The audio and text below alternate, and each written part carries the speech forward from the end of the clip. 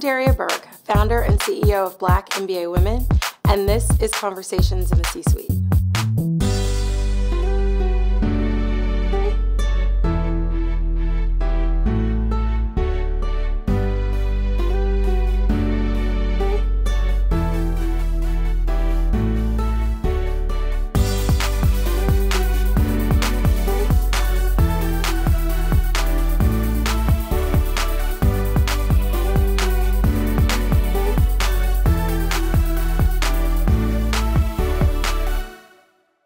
Pamela, thank you so much for being here and agreeing to sit down and chat with us about your life, personal and professional.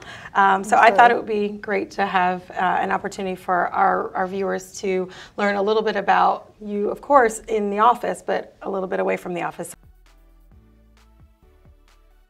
You lead an organization of over 60 people.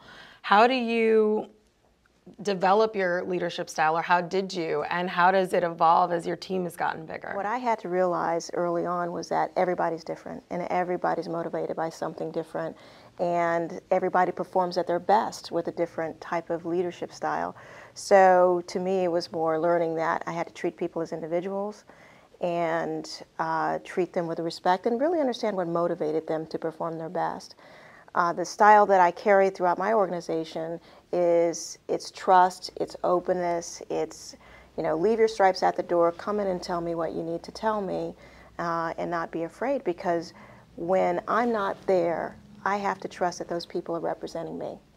And if I'm leading with scare tactics or anything else, and not in an environment where I'm teaching them things and feeling that they can learn in that environment, then it's, that's going to represent me when they're in the room without me. Right.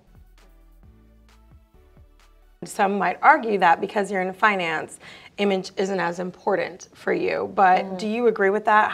What's your take on it, and how have you approached sort of your own personal image and brand building? Yeah, I think in general, as an executive or anytime that you're leading a large group, executive presence is important. You're influencing people, you're leading people, you're trying to motivate people.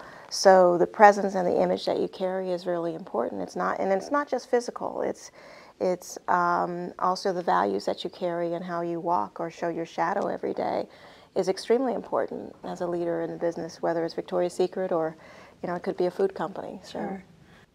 So showing your shadow, that's not a phrase that I've heard before. So will you tell us a little bit about what that means, and how does one show their shadow? Sure. I think as a leader, people are watching you. They're watching you not only to learn how to be a leader, but also to, how should they be acting in the workplace, or what makes you successful. Therefore, they can act in that same way to make them successful. And so you want to lead with a good reputation, you want to lead with good values, you want to be able to put on a happy face and, teach people how to manage in difficult times. And so if I'm showing that in a difficult time I'm getting angry or tense, or they see that, that's my shadow. And, so watching my shadow each day is important, because I want to be able to show people how to lead with authority and influence, and how to lead during tough times as well as good times.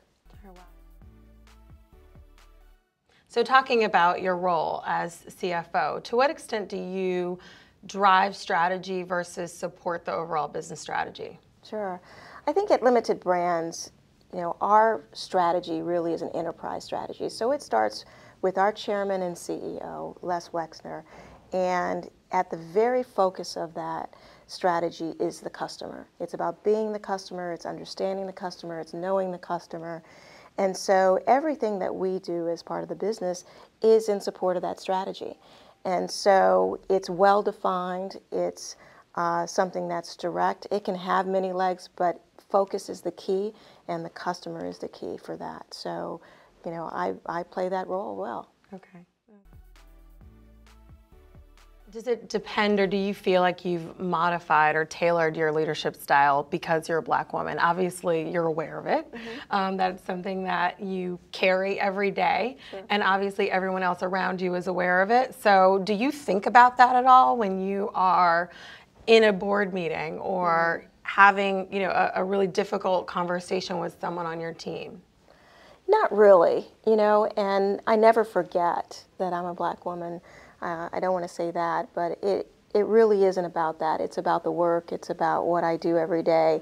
And it starts with the values that I have. It's the values as a woman. It's the values as a mother. It's a value as someone of faith. And it's the same values my mother and grandmother instilled in me. And so, some of that I can say may be part of my growing up as a Black woman, but I think inherently it really is about, what I feel internally and the values that I bring to the table. So is the C-suite post-racial? We think we live in a post-racial society, and I think oftentimes that's true. So do you feel like in being particularly in the C-suite, it's a post-racial experience? I'm not sure I totally understand what that means, but I don't feel race in the C-suite where I am today. Okay.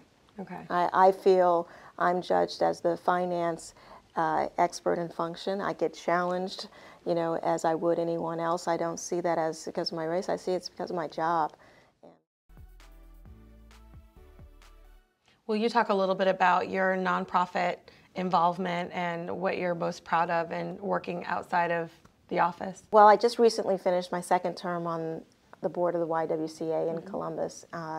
Fantastic organization, and had done 2 3-year terms, so was with them for 6 years. So I'm currently looking for another board opportunity. I am a leader in my church. I'm a deaconess, the treasurer, of course, in deaconess ministry at my church, and I enjoy that as well. And there's a lot of different things we're doing in the community to help support not only the church, but our surrounding neighborhoods. So I'm actively seeking those opportunities to do better.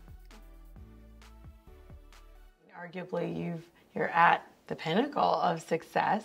What would be next for you, whether it's a project or a different part of the business you might be interested in learning more about, but what do you see that you'd like to do next? I enjoy what I do. I work for one of the best brands in the world, and the company has such high values that mirror my own. I really enjoy what I do, and so I tend to think more about continuing to round myself out as a fuller person outside in the community. So taking what I do today and applying those skills to community organizations, to my church, to nonprofit groups, to really just make sure that I'm sharing and giving back in the way that I should. And I think Limited Brands is a company that really supports that.